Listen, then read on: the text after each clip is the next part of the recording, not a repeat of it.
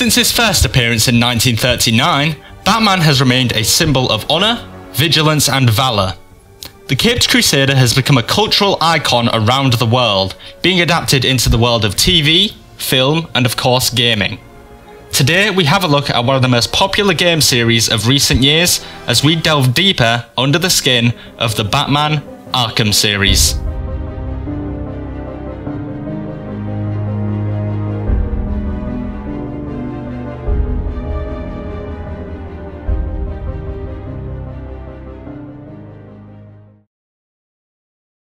2007.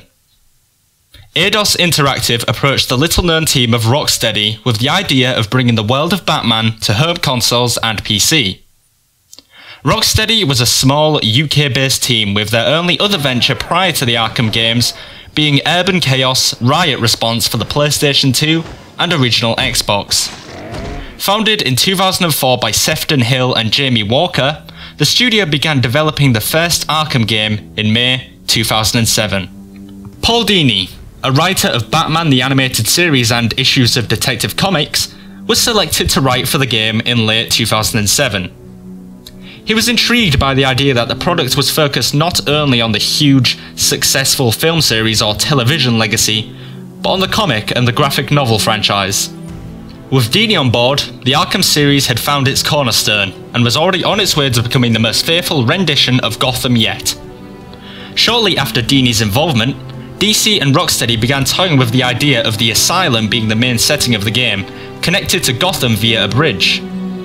Given the setting, developers were adamant that Batman's most famous rival, the Joker, would play a huge role in the game. Of course, who else was better for the role than Mark Hamill, who had played the Joker since 1992 in various forms of media. With the key members of the team and cast established, Rocksteady went to work on key gameplay elements. One of the first mechanics implemented was the use of gadgets, which Sefton Hill later went on to say were hugely inspired by Metroid and the Legend of Zelda series. Ooh, would you sneak in with your bats? Come on, tell me. Batarangs, bat claws, bat snacks. The design team found small little tidbits of Batman's psyche and exploded and convoluted them massively to exaggerate his persona. His psychology was expanded, his fury was heightened, and his vigilance was explored in a depth never seen before. With Hamill recording over 1,000 lines of dialogue for the Joker, the Arkham team also enlisted in the talents of Arlene Sorkin and Kevin Conroy for the unstable Harley Quinn and the Dark Knight himself to widen the breadth of Gotham's lore and mythos. With a huge array of characters involved initially, Rocksteady had to pick and choose which characters fit into the core experience and which ones would need removal. With Mr. Freeze being removed due to a conflict with motives with the Joker, and the Mad Hatter who simply didn't fit with the game's tone or setting, although semblances and Easter eggs of his existence still remain within the game itself. The combat of the game, interestingly, started out as a rhythm action game set on a 2D plane. This bizarre prototype involved circles clashing with each other to a beat, and it was a far stretch from the polished method we see in the game today, but it provided a basic foundation for what the system would become.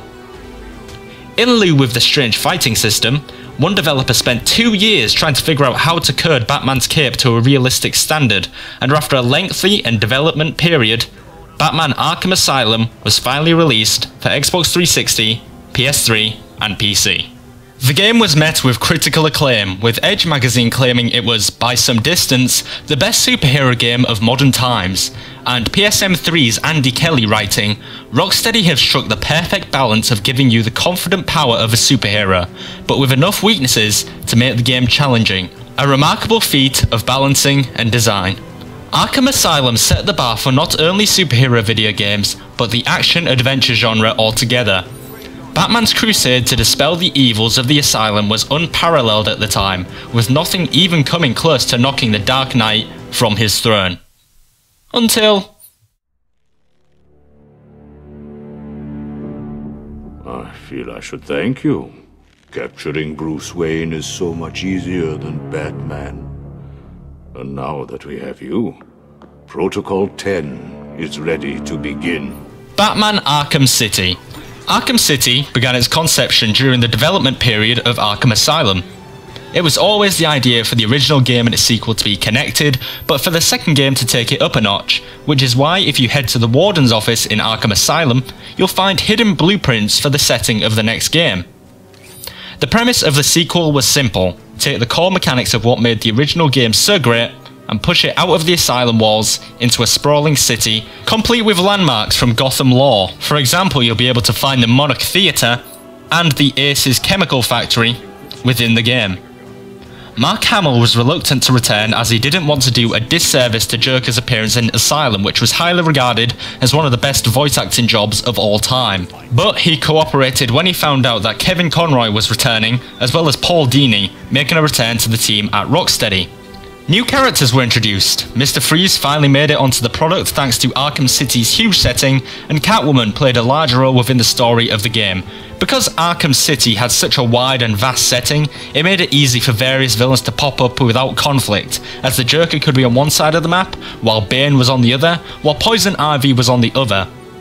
As well as major villains, Two-Face and the Joker had gang members patrolling the streets, causing petty crime, and served as enemy grunts for Batman to lay the smackdown upon. Batman Arkham City was released in October 2011 to critical acclaim once again.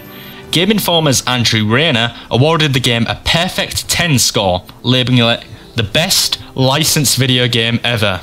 Joystick's Griffin McElroy praised the attention to detail and mechanical excellence of the game environment, crediting Rockstar for breathing life into a staggeringly beautiful world, one which hums not only with opportunity, but ambition.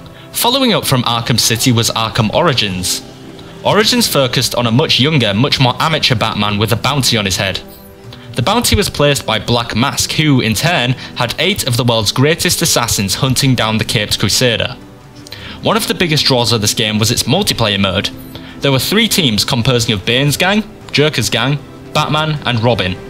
The multiplayer required a significant usage of wit, strategy and control to master the battleground, and was received as fun and hectic, but unable to provide a replay value that every multiplayer mode so desperately needs. Overall, players viewed Arkham Origins as not a terrible game, but one that failed to push the series further, as Arkham City once did.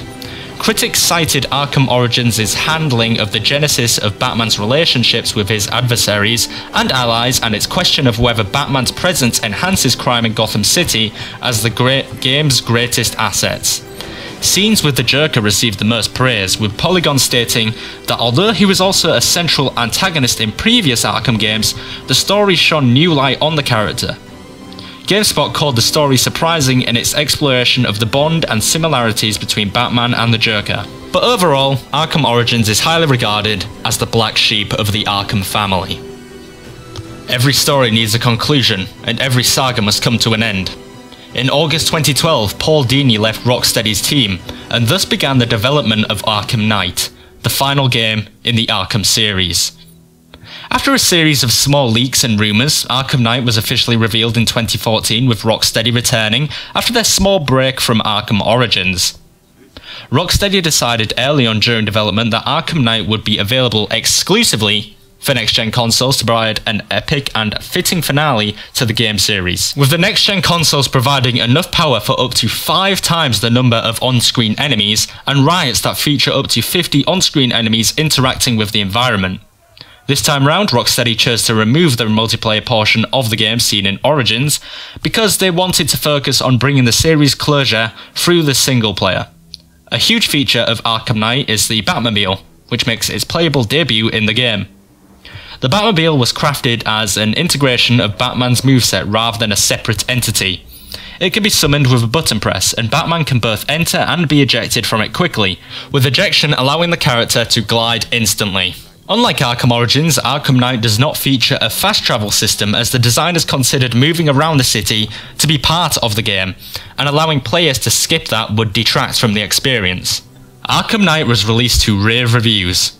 Dan Stapleton of IGN rated the game a score of 9.2 out of 10, praising the graphics, gameplay variety, detail of the open world, the voice acting performances, particularly of Kevin Conroy as Batman once again and John Noble as Scarecrow, and the overall improvement in the combat and Predator systems. while commending the addition of the Batmobile for satisfying players' power fantasies of driving the vehicle. Andrew Rayner of Game Informer awarded the game a 9.5 out of 10, saying Batman Arkham Knight is a narrative juggernaut crammed to capacity with excellent heroes, villains, battles, drama, humour, fanservice, and the mother of all plot twists. It's not difficult to see why the Arkham series is famed for being one of the most riveting, spine-chilling, and extraordinary game franchises of all time. Batman may be an age-old phenomenon, but the Arkham series reinvigorated the Dark Knight and immortalised his Crusade forever. Thank you for watching, guys. If you enjoyed, please subscribe, and I will talk to you soon.